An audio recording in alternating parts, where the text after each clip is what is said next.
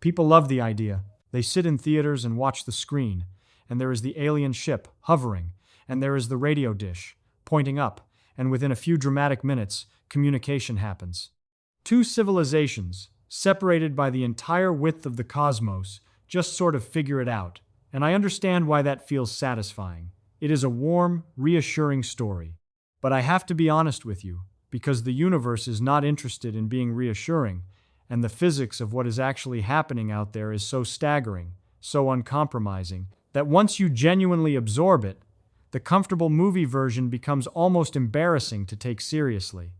Let me give you a picture first, because pictures are how physics actually talks to you. Forget the radio dishes for a moment. Imagine two people standing on opposite sides of an enormous canyon. Not a modest canyon you can shout across on a clear day.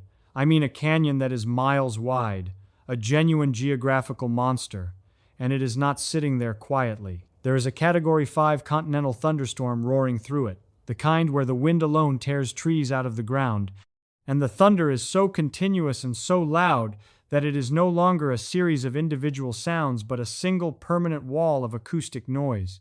Now, one of those people, let us say they have good lungs, they cup their hands and they scream as hard as a human body can possibly manage.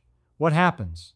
The sound waves leave their mouth and begin to travel, and before they have covered even a microscopic fraction of the distance, several things have already defeated them. The violent wind has scattered the organized air pressure pattern in every direction. The background roar of thunder, which is effectively constant noise at every frequency, has already overwhelmed the tiny signal. And here is the part that matters most for the physics we are about to do. The canyon itself is getting wider. Not metaphorically, physically wider every second, because the underlying geometry of the space between them is actively expanding. The person on the other side could have the most sensitive ears in human history, and it would not matter.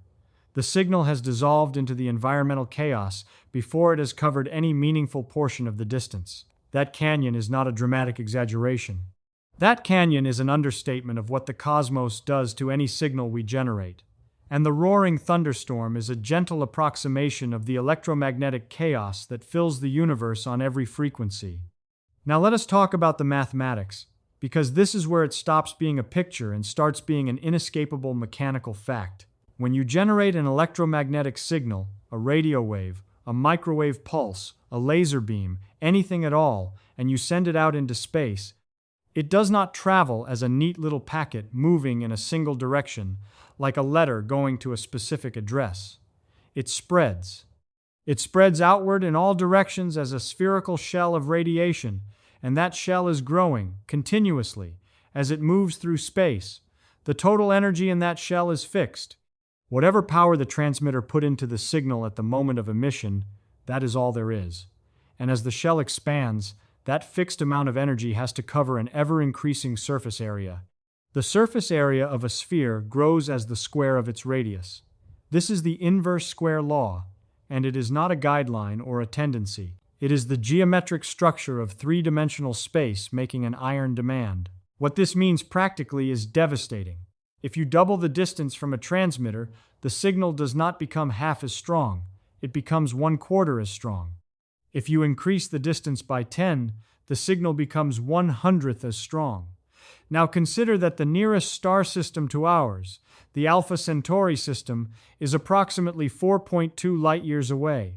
That means a signal traveling to it has expanded across a sphere whose surface area is so incomprehensibly large that the fraction of the original transmission energy that arrives at any receiving antenna, even a very large one, is effectively negligible. And that is the nearest star. The Milky Way galaxy is roughly 100,000 light-years across. When we talk about communicating with a civilization on the other side of our own galaxy, we are talking about a signal that has been diluted by the square of 100,000 light-years worth of expansion. Run that number. The result is a signal so faint that it would be completely and permanently buried beneath the natural radio noise generated by the cosmic microwave background radiation, by energetic stellar objects, by the random thermal emission of matter throughout the galaxy. The signal does not arrive weakly. The signal does not arrive. It becomes statistically identical to the background noise of the universe and vanishes from the perspective of any receiver that was not physically designed to catch precisely that signal from precisely that direction at precisely the right moment. This is what I mean when I say nature weaponizes distance. It is not that the signal degrades a little and you need a better antenna. The geometry of space is actively, mechanically dismantling the coherence of your transmission and spreading it so thin that no physical detector can recover it from the cosmic noise floor. People who design radio telescopes understand this. They spend careers building receiver systems of extraordinary sensitivity, and even with the most advanced instruments we have, the effective range over which we could detect a civilization broadcasting at reasonable power levels is a small fraction of our own galaxy. The universe is not a compact neighborhood. It is a structure in which the distances are so large that they constitute a fundamental physical barrier, not an engineering obstacle that better technology will eventually overcome. Now let us make this stranger, because it gets stranger. Even if you could somehow solve the signal dilution problem, even if you had a transmitter of genuinely planetary scale, capable of pumping out power that would make our most powerful radar installations look like a child's flashlight, you would still run into a problem that is not about the physics of radiation. It is about the physics of time itself. The universe is approximately 13.8 billion years old. That is the number we get from multiple independent lines of evidence, from the cosmic microwave background, from the recession rates of distant galaxies, from nucleosynthesis models, and they all converge on roughly the same figure. 13.8 billion years is a long time. It is a timescale so large that the entire history of multicellular life on Earth, roughly 600 million years, represents less than 5% of the total age of the universe. Hominids capable of complex tool use have existed for perhaps a few million years. Radio technology has existed for approximately 150 years. The window of time during which we are emitting detectable electromagnetic signals into the cosmos is measured in decades to centuries, not in millions of years, not in billions. Here is the brutal arithmetic.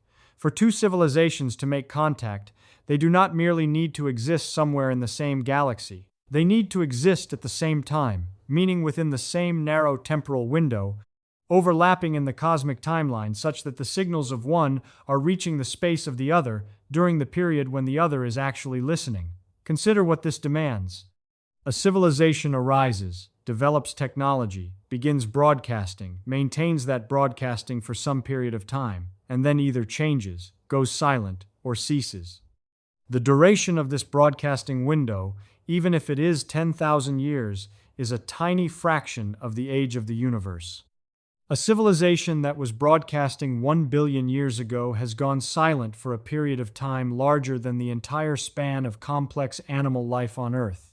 We would be sending our signals into a space that was occupied by a transmitter a geological epoch ago, looking for a reply from something that vanished before our ancestors were single-celled organisms. This is what I call the tragic law of temporal asynchrony, and it is not a soft probabilistic concern. It is an arithmetic certainty that makes the temporal alignment of two technological civilizations an event of staggering statistical improbability. The universe did not evolve life on a single schedule.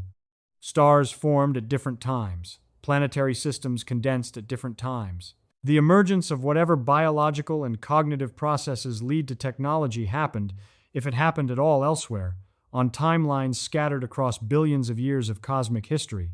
The chance that two civilizations are both broadcasting and both listening simultaneously, within an overlapping temporal window tight enough for a signal and a response to complete a meaningful exchange, is not merely small.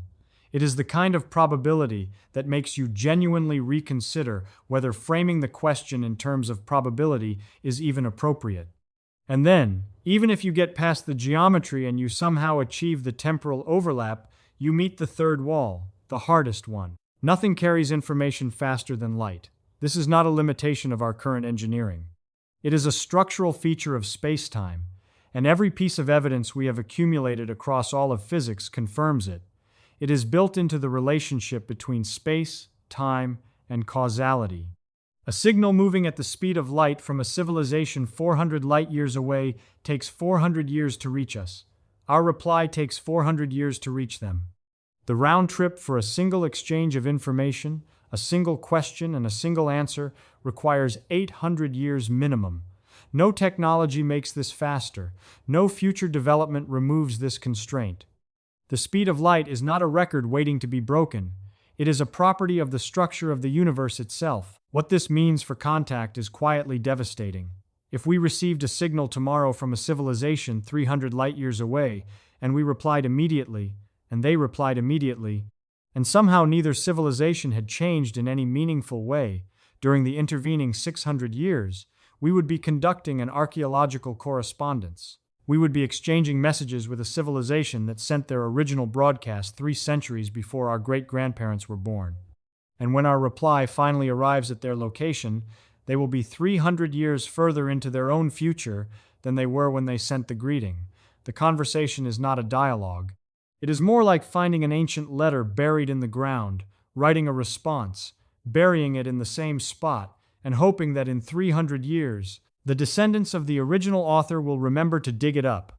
The originating civilization, the one that sent the first message, has an extremely high probability of having transformed beyond recognition or ceased entirely, long before any conversation could complete. These 3 barriers are not 3 separate problems you could theoretically solve one at a time. They reinforce each other. The inverse square law gets worse with distance.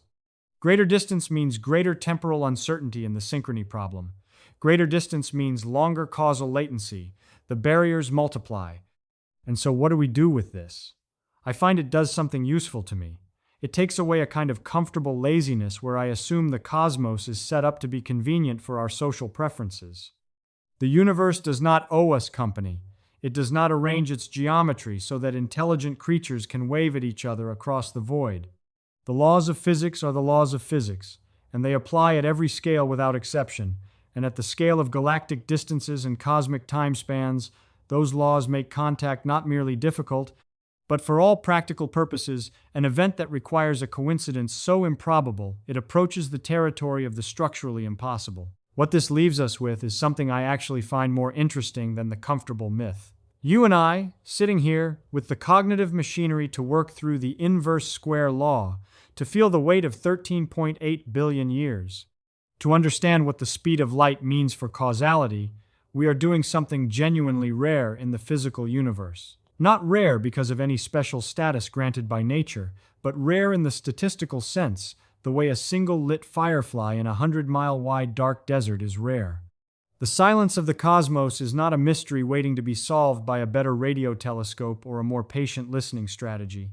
It is the universe behaving precisely as the mathematics of radiation, geometry, and time predict it should behave. Finding that beautiful, finding that honest acknowledgement of scale more interesting than the movie version, that is what physics actually feels like when you stop looking for reassurance and start looking at what is genuinely there.